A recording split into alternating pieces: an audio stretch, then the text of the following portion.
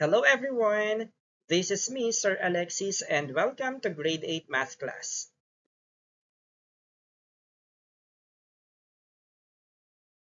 This is all about multiplication and division of polynomials.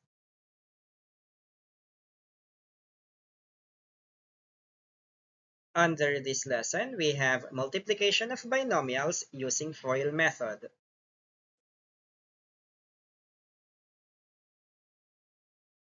In multiplying a binomial to another binomial, you can use other ways aside the distributive property. You can use the FOIL method. FOIL tells precisely what terms to be multiplied and in what order. Letter F stands for first terms of the two given binomials to be multiplied. Letter O, outer terms of the two given binomials to be multiplied. I, inner terms of the two given binomials to be multiplied. L, last terms of the two given binomials to be multiplied. Okay, so FOIL stands for first, outer, inner, and last. Let's take a look at this. We have the quantity a plus b times the quantity c minus d. Parehong binomials ang given, kaya gagamitan natin to ng FOIL method. Okay, so dito sa given na to, ang first terms natin ay a at saka c because they are both first term of the two given. Ang A ay first term ng first given, ang C ay first term ng second given. Okay, next we have the outer. Ang A at saka negative D ang outer terms. Ang B at C naman ang inner terms.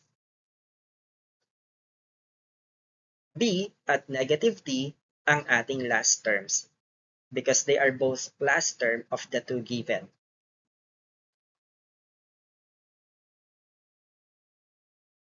Okay, let's take a look at our first example. Multiply x plus 5 times the quantity x plus 3. Our given are two binomials. We are going to use the FOIL method to find the product. Okay, let's begin. Una natin gagawin, i-multiply natin si x times x. X times x ang magsisilbing first terms natin. Letter F. After natin ma-multiply yung x times x, ang sunod naman ay x times 3. Ito naman yung ating outer terms. Next is we have 5 times x. Ito naman ang ating inner terms at ang pinakadulo naman ay 5 times 3 which is the last terms. Kaya nabuo yung ating FOIL method. Let us now simplify. X times x, x squared. X times 3, 3x. 5 times x, 5x. 5 times 3, 15. Hindi pa to ang ating final answer because let us analyze our expression here. We have x squared plus 3x plus 5x plus 15. Anong napansin nyo sa ating expression? Yes, meron pang like terms or similar terms. At yun ay ang 3x at 5x. Okay, kapag may like terms pa tayo sa ating expression, we can combine them. Okay, so ang mangyayari niyan, ang magiging final answer natin ay x squared. Tapos, i-combine natin itong like terms, 3x plus 5x, ito ay 8x plus 15. At ito ang magsisilbi nating final answer. Example number 2, we have multiply y minus 4 times the quantity y minus 8. Binomials ang given natin. One of the ways on how we can find the product of two binomials is by using the FOIL method. Kaya naman, simulan na natin ito. Ang unang i-multiply natin is y times y. Ito kasi ang ating first terms. Sunod ay y times negative 8. Ito naman ang ating outer terms. Sunod ay negative 4 times y. Inner terms natin to. At ang panghuli, negative 4 times negative 8, ito naman ang ating last terms. Let us now simplify. Y times y is y squared. Y times negative 8 is negative 8y. Negative 4 times y, negative 4y. Negative 4 times negative 8, positive 32. Hindi pa pala to ang ating final answer kasi sa expression natin may like terms pa.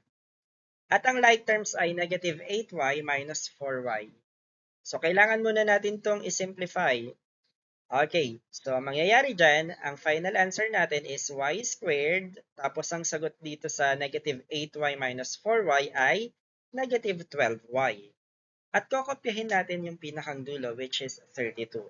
So therefore, our final answer for number 2 is y squared minus 12y plus 32.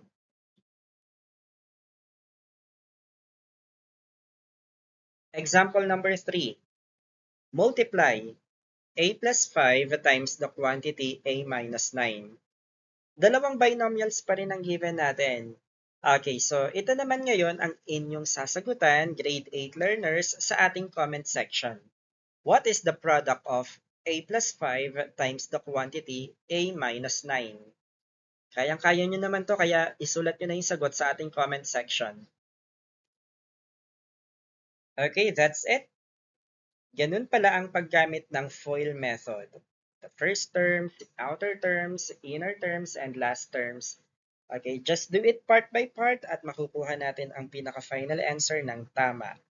I use this reference for this video. Lesson exemplar for Mathematics Quarter 1 Lesson 3 at nandito rin ang development team ng lesson exemplar na ito.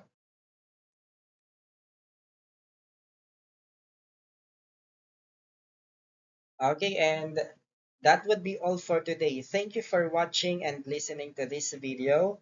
I hope you learned something, especially on how to use FOIL method in finding the product of two binomials. See you on my next video. Goodbye!